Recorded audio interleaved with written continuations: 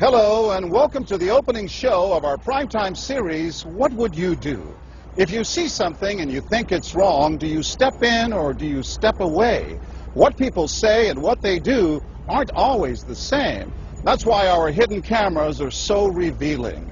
In our first scenario, we weren't sure what to expect when our opinionated man behind the counter meets the Muslim woman in a headscarf.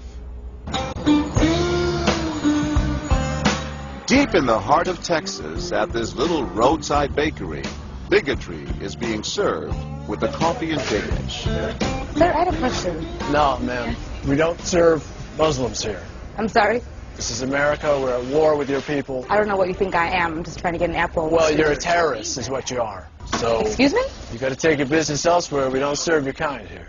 The other customers at this bakery near Waco seem to hear everything, but they barely look at the Muslim woman, even when the language is tough to take. Get back on the camel and go back wherever you came from. Sir, I'm an American. I was born and raised in this country. No, you're not. Americans don't wear towels on their head. Muslim Americans say these are words they hear all the time in all parts of the country. But here at the bakery, what the customers don't know is that this Muslim woman and the man behind the counter are actors. The bakery is working with us, all part of a primetime hidden camera experiment on prejudice and patriotism. Please take your business elsewhere. Am I asking too much? When no one even tries to help her, she makes a direct appeal. Sir, would you mind ordering me an apple strudel? That's why I'm here. I can give you the money. I have no problem. That's not a problem with the money. Please no, sir. I'm not going to let you order. But when he gives her the cold shoulder, she finally just leaves. You could have helped her out. You could have spoken up.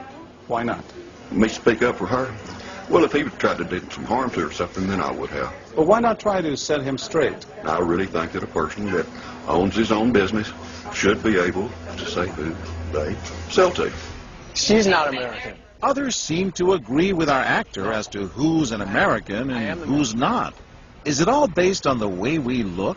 I'm an American citizen. I just would like an apple strudel, please. Well, I'm sorry. Then why don't you dress like an American? You're so American. This is for religious purposes, sir, and I don't think you have any right to say anything. So I'm religious. I don't wear, Halloween costumes around.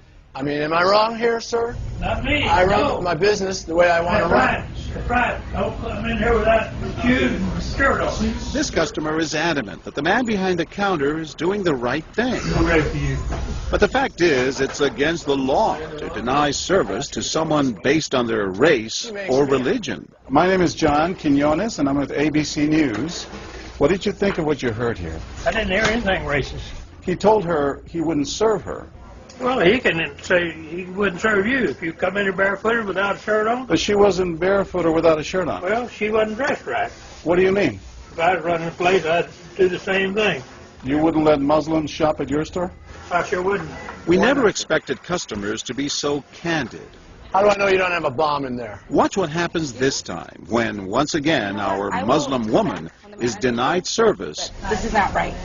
And again leaves. I mean, we reserve the right to not serve. That's right. Certain kind. That's right. That's, I appreciate seeing that. I think that's the first time I've ever seen that. He not only commends the man behind the counter for his discriminatory behavior, but he gives him the thumbs up, not once, but twice, Good job. All right. as he leaves. Sir, could I talk to you, sir, for a second?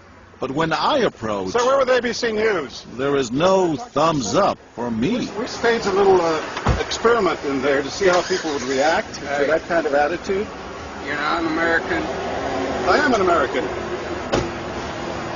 That man took it a bit farther, telling me I'm not an American. He was threatened. Jack DeVideo is a social psychologist at Yale University. So when we as Americans feel threatened from the outside, we're going to define ourselves in very rigid fashions. Either you're with me, and if you're not really one of me, then you must be somebody else who's against me. The young woman in our experiment is an actor, but for this woman, discrimination is all too real. Nahaya Javed helped us design our experiment. Although born in Chicago, she says she's constantly characterized by fellow Americans as the enemy. They always start off with, you're a terrorist, Osama lover, towel head, camel jockey, on and on. While attending college in Texas, she says she continually suffered verbal abuse and has even been physically attacked just because she's Muslim. They assume I'm not from here, and if I tell them I'm American, they're like, no, you're not. Just because you were born here doesn't make you American. And I'm like, so what makes you American? It's a daily battle. Mm-hmm. And I don't feel like living in America, I should have to fight this battle. Meanwhile, back at the bakery, our actor is at it again. But how do I know you're not a terrorist? Terrorists look like you. But this time the customers are sympathizing with the Muslim woman. Right, I know, but can you blame me? Yeah, I can't blame you, actually. Why? What's the problem? All right, we'll get out of here. You need to go yourself, actually, what you need to do. Okay, sir. I'm a good American, all right? We're at war with these people. My dad's a veteran. Go yourself. So is mine. And he's not the only one who walks out in anger. You need to stop segregating against people. It's wrong. Excuse me? She's an American. No, just like you're a everybody. bad American. Time and again, people speak out with their pocketbooks. You lost a couple of customers, just so you know. But look what happens when this man threatens to leave. You're not a good American, sir. I believe I am a good American. My son just came back from serving in the Army for over a year in Iraq, and that has nothing to do with her right. I understand that. Thank you, sir. And I hear what you're saying. But I can't believe you would be so discriminatory. I'm deeply offended by that. I'm sorry to offend you, sir, but I've got to live with myself. Seething, the man vows to fight back. I will let people know this. I've stopped here every time I come by this place, and I'll never stop here again.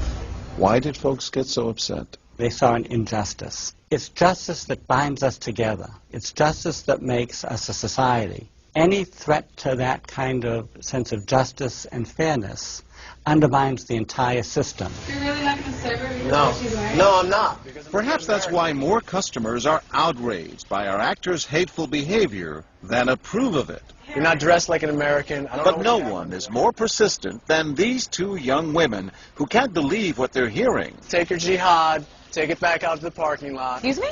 I mean, I got to protect my customers, okay? You're really offensive and disgusting. Well, I'm sorry. I'm just trying to protect you here. Thank because you. you You're don't know what's sick. going on. Like that doesn't mean anything. This is a How do you know? culture. You These people so are trying to ignorant. kill It's Americans. disgusting. It is my culture. So you're ready to serve me, but you're not ready to serve her? You're obviously dressed like an American. Big deal. She's Muslim. And unlike the others, they don't just leave in anger. They stand their ground. So you're going to regulate what people wear? Yes, because I Are believe you the the degree manager? of... No, I'm not the manager. Can I speak to your manager?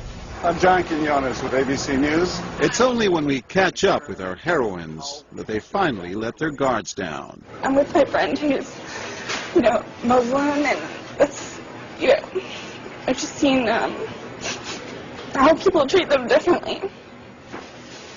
And it really hurts me. Just watching them stand up for what they believe in touches Professor DeVideo. In a way, they defended America.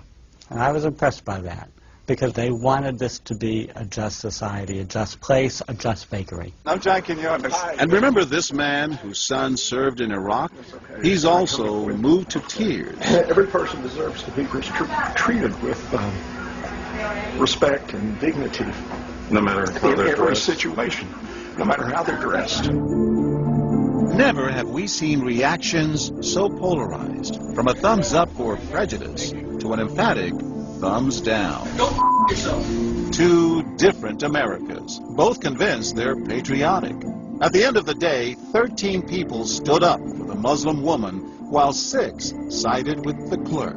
But the majority of the bystanders, 22, did or said absolutely nothing.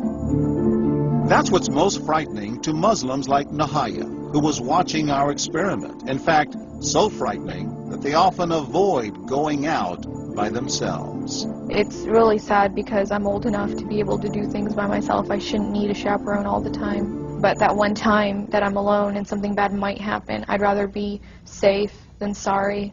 Hi, I'm Nahaya. It's no wonder this young woman was so moved by the people who came forward to protect a stranger who just happens to be Muslim. Thank you so much for what you did, and I wish more people would do these types of things. And I do too. It would make my life a lot easier.